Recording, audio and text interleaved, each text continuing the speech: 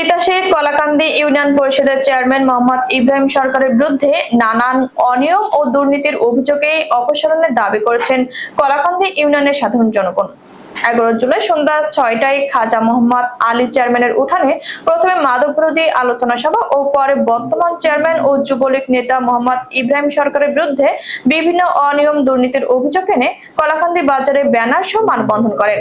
এ সময় মানববন্ধনে অংশ নেওয়া বক্তারা বলেন, ইব্রাহিম সরকার 4 আগস্ট 2024 সালে বিএনপি নেতা MI টিপু, আব্দুল্লাহ আল মামুন, বৈষম্য বিরোধী ছাত্র আন্দোলনের নেতা শরীফুল ইসলাম সহ বেশ কয়েকজনের বাড়ি ভাঙচুর করেছে।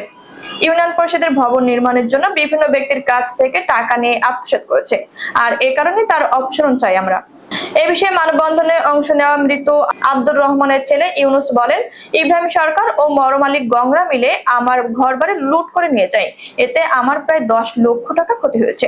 মানববন্ধনে অংশগ্রহণকারীদের মধ্যে উপস্থিত ছিলেন বিশিষ্ট ব্যবসায়ী গোলজার মিয়া, কবি সর্দার, মুছা সর্দার, গিয়াসউদ্দিন, কলাকান্দি বাজার ব্যবসায়ী মোশাররফ হোসেন, বাদল সরকার, মোবারক ইউনুস, নূর ইসলাম, মোহাম্মদ আক্তার হোসেন মেম্বার, ইঞ্জিনিয়ার জহিরুল ইসলাম, সাবেক মেম্বার আব্দুর রব, হিরু মোল্লা, সমাজসেবক ময়না, আলাউদ্দিন মোল্লা, আবুল কাশেম ও ব্যবসায়ী বাবুল, MI টিপু, মোহাম্মদ ছাবিকুল ইসলাম, আব্দুল্লাহ আল মামুন প্রমুখ।